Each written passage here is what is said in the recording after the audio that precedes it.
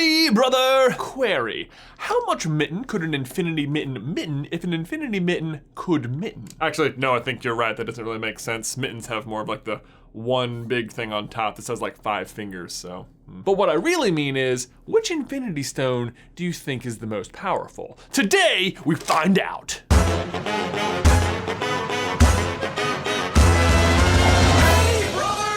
Did you guys know that we also have a gaming channel? Well, we do. It's called Super Carlin Gaming, and right now we're playing Super Smash Bros. Ultimate while also answering your questions and giving advice. He says, how do you tell your friend that his girlfriend is cheating on him? Oh boy, like just immediately though. I would actually talk to the partner and be like, hey, you know what? I know, and you have 24 hours to tell him yourself. That's what I would do. Derek would blackmail people. You could get so many other things out of it besides just the truth. We're currently trying to hit like 100,000 subscribers, so if you want to head over there and subscribe, like, thumbs up. But speaking of smashing, let's get back to today's topic. Infinity Stones. While we know the completed Infinity Gauntlet is basically the I am God weapon, so maybe I should just take that off. My question is if any particular stone is the most powerful, and if so, does that have any implications on the plot? The full history of any given stone is not totally known, but we do get a couple of explanations throughout the MCU. First, in Guardians of the Galaxy from the Collector. And the remnants of these systems were forged into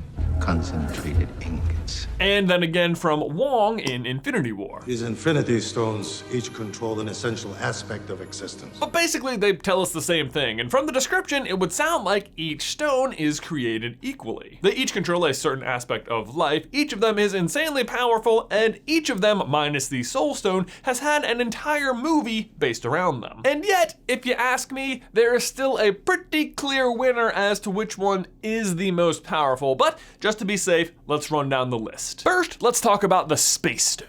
It is first introduced to us in Captain America: The First Avenger, where Red Skull is using it to create weapons in World War II. And while that seems like the main function of it in Captain America, in the rest of its appearances, it's mostly used to transport stuff from point A to point B. Or, you know, to open portals for invading armies to arrive through. It also seems to have a certain amount of sentience to it. Eric Selvig refers to it as a she, and the Space Stone itself decides that Red Skull is not worthy of using it and decides to banish him to Vormir. Once Thanos has the stone, however, we see him use it to its full capabilities. Like, obviously he still uses it to teleport a lot, but he also uses it as kind of mitten-based telekinesis, stopping, moving, crushing, and phasing objects at will. While it might not seem that dangerous, Black Widow does say it could destroy a planet. It has the potential energy to wipe out the planet. It mildly impresses Hela, which I think is saying a lot. That's not bad. And they use it to repair the Bifrost, which may seem like a throwaway line, but in fairness, it does seem to have the same power as the Bifrost, so it does add up, and all of those things make it seem exceptionally powerful. But speaking of power, let's move on to the Power Stone.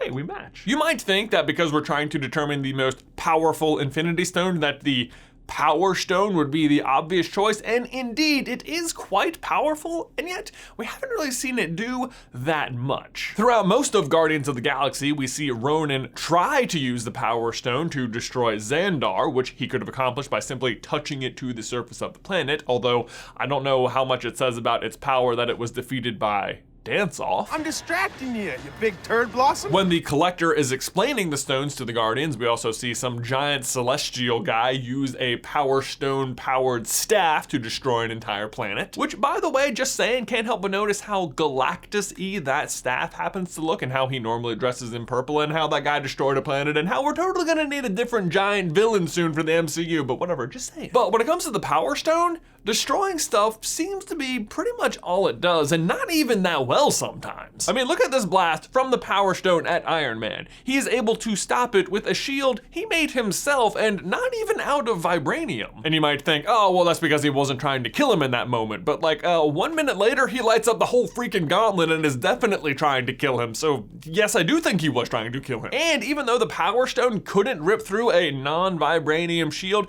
Thanos by himself is able to rip through vibranium on Earth not like 5 minutes later. I mean, I guess you could argue that he's able to do that simply because he is in fact holding the Power Stone, but I don't know, it's not made clear if that's the case. In conclusion, good at blowing stuff up, but most powerful? I don't think so. Moving on to the more confusing stones, let's talk about reality. Now, understandably, you might not even remember the movie this first debuted in. It's called, hold on, Thor Dark World?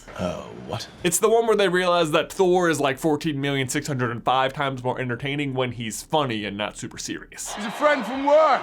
What's happening in Dark World, though, is that some dark elves are trying to cast the universe into darkness during convergence using the reality stone, which they're only aware of because Thor's girlfriend happens to accidentally open a portal to its secret hiding place just before convergence happens. Like, that's the actual plot. In any case, though, the movie does establish that the reality stone is powerful enough to affect the universe on a universe-wide scale. But how it actually works is kind of confusing.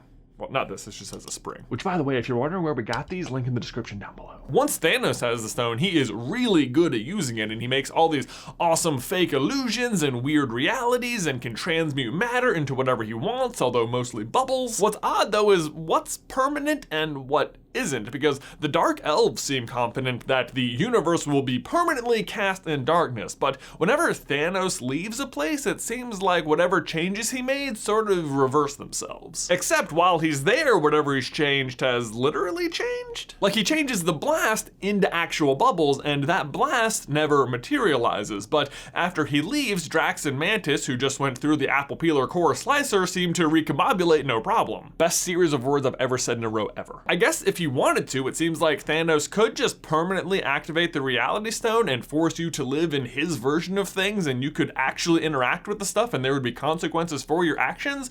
But it also seems like if you ever turned it off, the actual reality would still be revealed underneath. So speaking of undoing things, though, let's talk about the time stone, which is basically just a big undo button on life. I mean, just Control Z for any little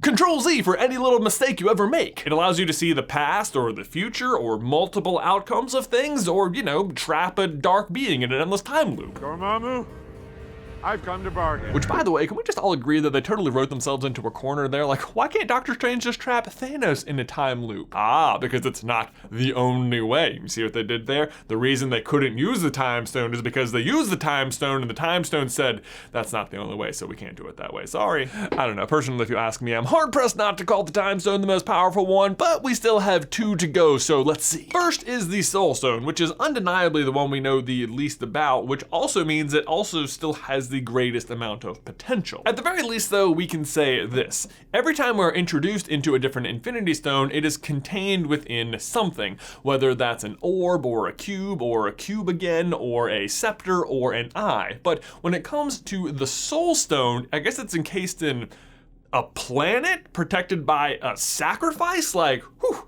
That's pretty big. We've also theorized that Thanos is able to survive the snap because of the Soul Stone, and that he even takes a trip inside of it afterwards. And like, not for nothing, but dying and coming back to life, pretty freaking powerful. I mean, I think that's the basis of, you know, some religions. It's also possible that all the dead snap victims are being held inside of the Soul Stone, and that it will be the key to reversing everything. So who knows, maybe it actually is the most powerful, but right now, that's just theory. Until then, my money is on the Mind Stone. I mean, look how big it is, right? Do I need to say more? I will. I mean, as far as I'm concerned, this isn't even close. The Mind Stone is high and away responsible for the most amount of damage across the MCU. It definitely gets the most screen time, and let me just say again, it's the biggest one. Seriously though, you could almost call this entire era of the MCU the Mind Stone saga. In Avengers 1, although we don't know the full history of it, Thanos already has the Mind Stone, and he gives it to Loki to go retrieve the Space Stone for him. And we see Loki use it to great effect very quickly, recruiting and mind controlling lots of minions, including Hawkeye and Eric Selvig, who says, He wants to show us something. A new universe. After Loki loses the scepter, however, it falls into the hands of Hydra, who then use it to create the Maximoff twins. Quicksilver quickly dies. Wanda, on the other hand, she quickly loses her accent, but also basically becomes the most powerful person on Earth. What was she up there all this time? Seriously though, in her first fight with the Avengers, she basically takes all of them on at once by warping their minds. She holds off Thanos' Black Order while Vision sits in a corner pouting, I guess pretending he isn't powered by the same stone that made her. Like, seriously, Vision is just useless in Infinity War. And then there's this scene where Thanos, with all 5 other Infinity Stones, can barely move against her blasts, which again were given to her by the Mind Stone. The Mind Stone is also responsible for Ultron and his crazy plan, and Vision, who you'd think all of his powers are derived from the Mind Stone itself. Those powers include Energy Blast, which seem to be the same thing the Power Stone does, so got that one covered. He can do phasing and flying, which seems like he's got some of the Space Stone powers covered. Not to mention the insane knowledge and other potential powers it displays, like mind control. So it's basically 3 stones in one. No wonder it's so much bigger. And whether or not you personally think the Mind Stone is the most powerful one, I dare say the MCU definitely thinks it is. I mean, the whole quest for the Infinity Gauntlet begins with Thanos giving the Mind Stone away, and almost poetically ends with it being the very last one he puts on the gauntlet. Interestingly, that also means it's the only stone we don't get to see Thanos use his masterful knowledge of, other than, you know, the snap. But what I mean by that is, every time Thanos gets a new stone, he proves that he is immediately insanely good at using it, like way more than whatever villain initially sought it out to begin with. And not just each individual stone either, he's also immediately awesome at using the stones in combination with each other in fun and different and unsuspected creative ways. And bear in mind, these are the most powerful stones in the universe, and some of them, like the Soul Stone, have never even been used by anyone ever. And yet, the moment he gets them, he is like a master of them? How? Yes, I know he's been planning this for a really long time, and so maybe he's had a long time to contemplate how each stone might be used in a different way, but still, the effortlessness is impressive. It's almost like he had a working knowledge of each stone and its powers beforehand, but how could he have collected such information? Oh wait. Again, who was the original owner of the Mind Stone? Thanos. Don't you think he probably used it? You're not the only one cursed with knowledge, and I offered a solution. I'm the only one who knows that. Yeah. Do you see what I'm getting at? What if the Mind Stone is the reason he's carrying out the plan at all? If it gave him the plan, if it cursed him with that knowledge. He loved Titan. Can't you just see them trying thing after thing to save the planet until he took it upon himself to seek out in the universe the ultimate source of knowledge, the Mind Stone, and he found it, and it gave him the answer. Genocide. But random. Dispassionate, fair to rich and poor alike. The Mind Stone is the most dangerous and most powerful of them all, and it would seem to love destruction. Left alone with the Avengers, and it turns them against each other. It powers up Ultron, and his immediate conclusion about Earth is destroy it. And what is Thanos, who we know had the Mind Stone for some period of time, trying to do?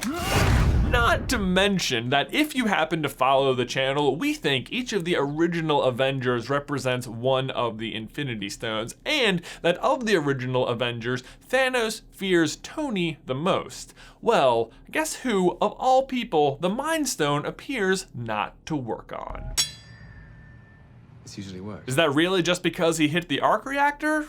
Or was it something else? Ben, my question for you and everyone else is, what do you think? Which is the most powerful stone, or which is just your favorite? Let us know in the towel section down below. Want to make sure you never miss an update about Carlin Brothers Coffee? Well, head over to our Instagram page and give it a follow. We also give a free bag of coffee away every Friday just by submitting a picture. Guys, thanks for watching. As always, please remember to leave a like on this video if you haven't already, and subscribe so you don't miss any future Marvel action from us. If you want to see which Infinity Stone we think represents each Avenger, you can check out this video right here, or if you want to see who Thanos fears the most, you can check out this video right here. But Ben, that's all I've got for you today, man. I will see you in another life, brother.